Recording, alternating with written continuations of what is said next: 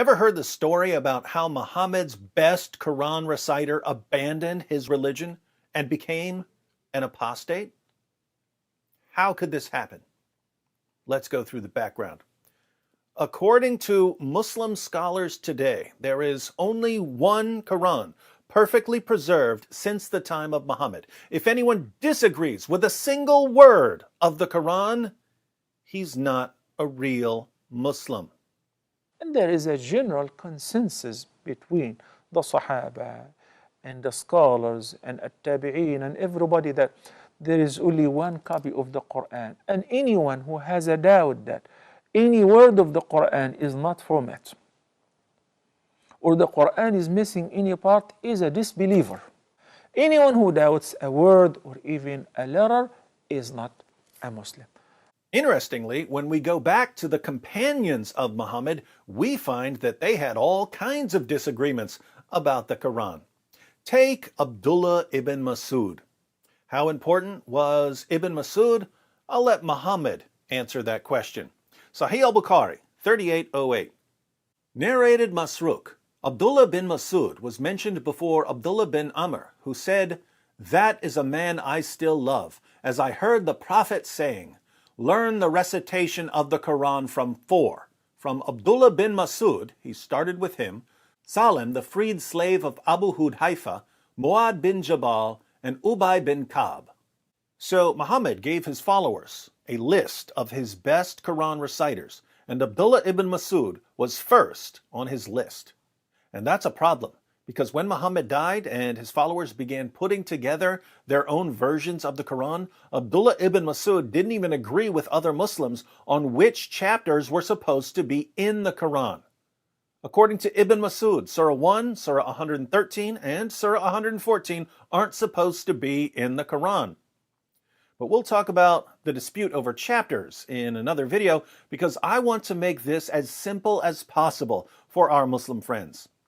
Muslim scholars say that you're a disbeliever if you doubt a single word of the one and only Quran. Anyone who doubts a word or even a letter is not a Muslim. And yet, Muhammad's own companions had such doubts. Here's an example that we find over and over again in Islam's most trusted sources. Sahih al-Bukhari, 4944.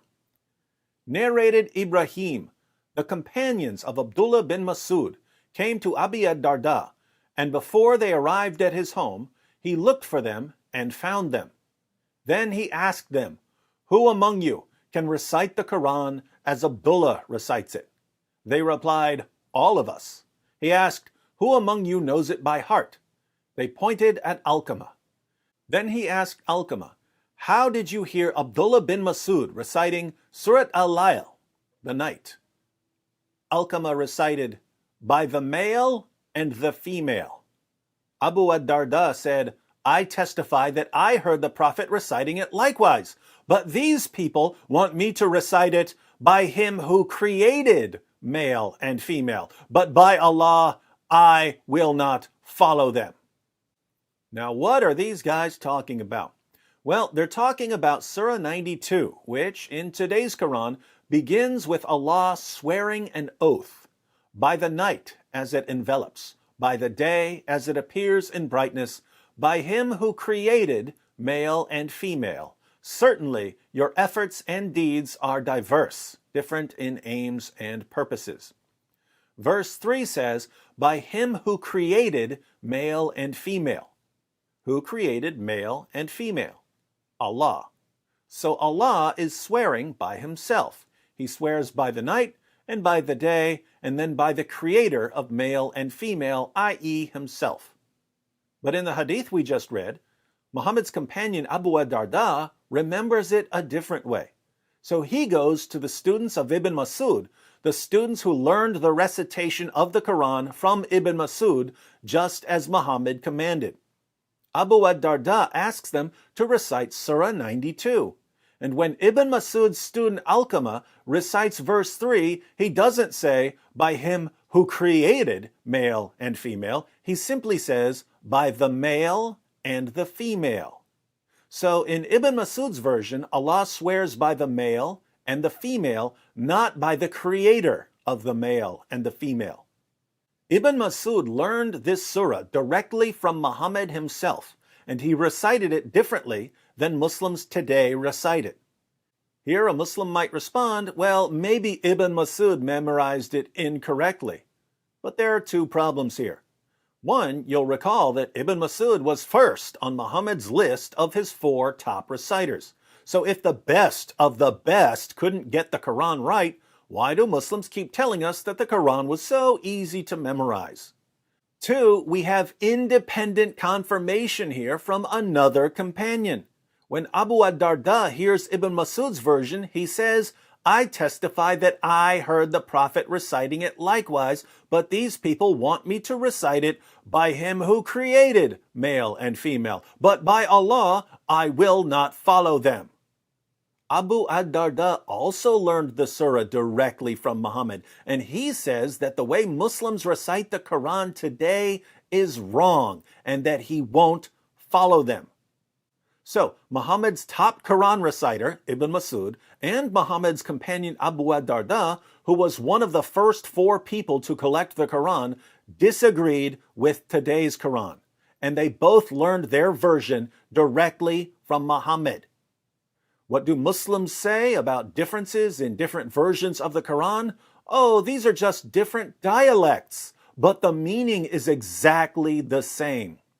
No. The only way swearing by God and swearing by male and female would be the same would be if the male and the female were God. Are you Muslims willing to go that far in your desperate attempts to pretend that your book has been perfectly preserved? How can Muhammad's companions make it any more clear that they disagreed with the Quran you have today?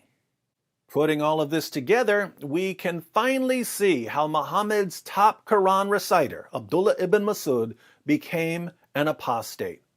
If you read the Muslim sources, putting the Quran together was an extremely difficult and sloppy process. They couldn't agree on which chapters were supposed to be in the Quran. Entire chapters were lost because Muhammad's companions were too lazy to recite them.